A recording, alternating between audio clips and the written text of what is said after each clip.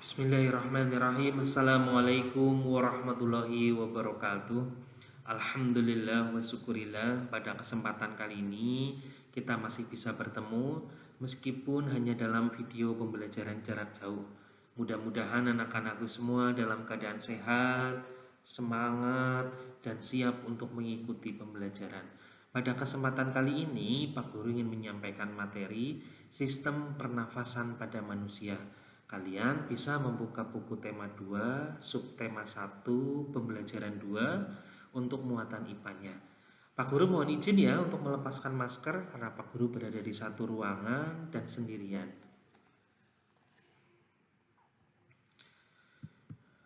Sistem pernafasan pada manusia.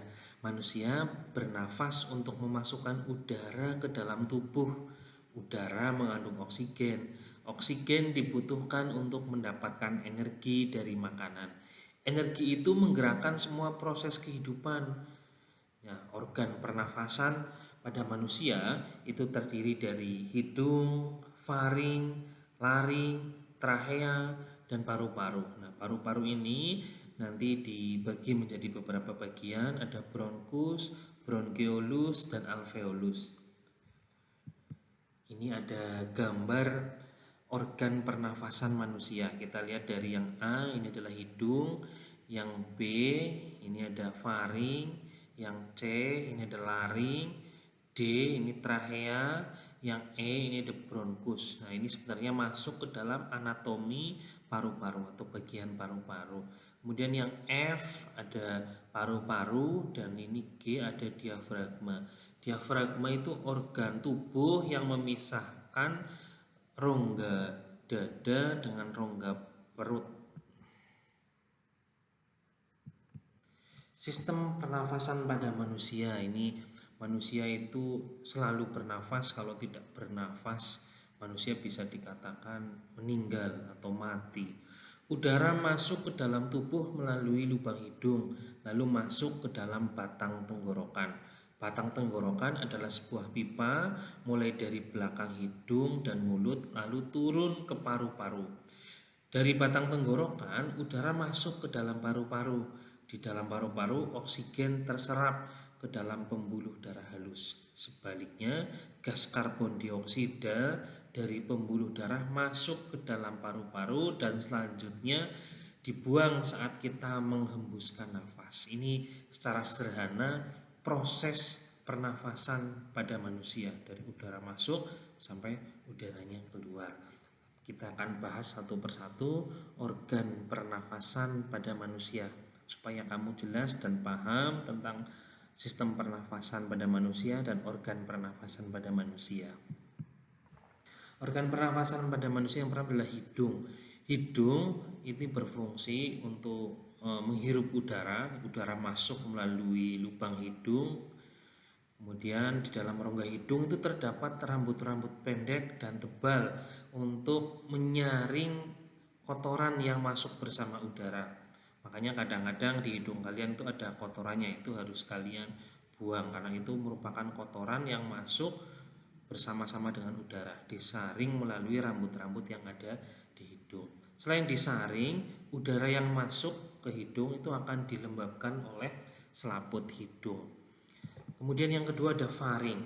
Faring merupakan persimpangan antara saluran pernafasan pada bagian depan dan saluran pencernaan pada bagian belakang.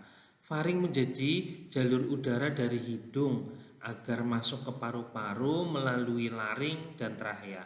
Faring juga mencegah udara agar tidak masuk ke sistem pencernaan dan makanan tidak masuk ke dalam sistem pernafasan.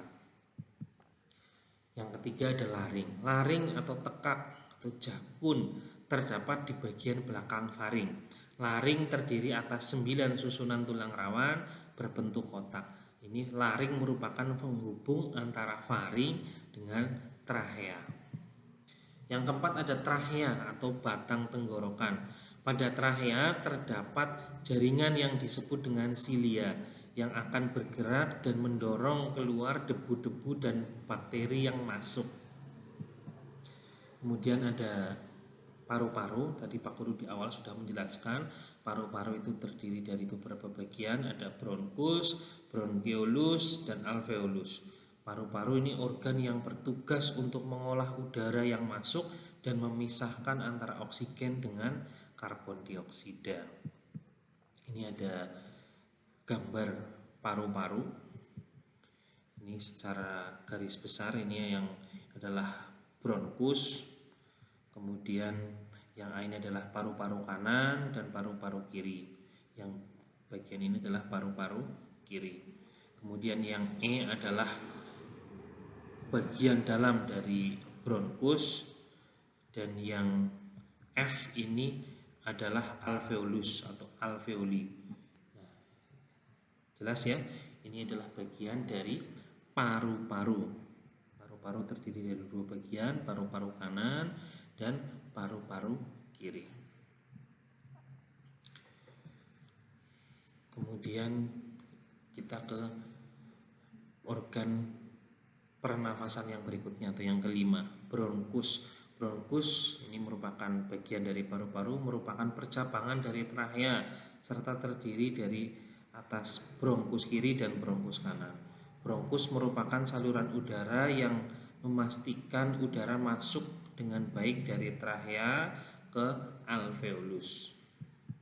Kemudian ada bronkeolus. Bronkeolus merupakan percabangan terkecil dari bronkus. Bronkeolus berfungsi menyalurkan udara dari bronkus ke alveolus atau alveoli. Bronkeolus berfungsi untuk mengontrol jumlah udara yang masuk dan keluar saat proses pernafasan. Kemudian ada alveolus atau alveoli.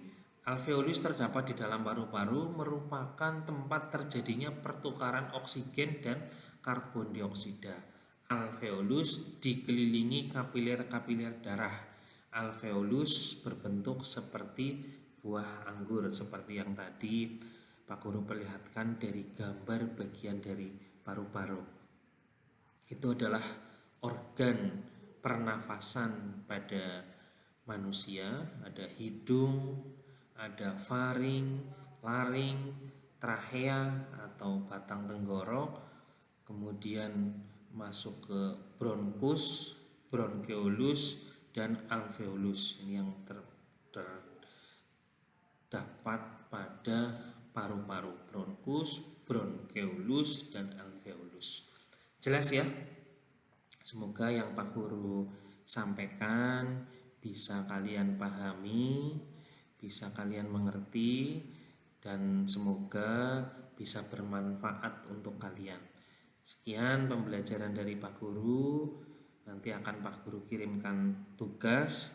Jika masih ada yang ingin ditanyakan, kalian bisa bertanya ke Pak Guru melalui WhatsApp atau telepon dari jam 7 sampai jam 15.00. Jika kalian masih ada materi yang belum bisa kalian pahami, kalian bisa bertanya ke Pak Guru. Sekian dari Pak Guru. Assalamualaikum warahmatullahi wabarakatuh.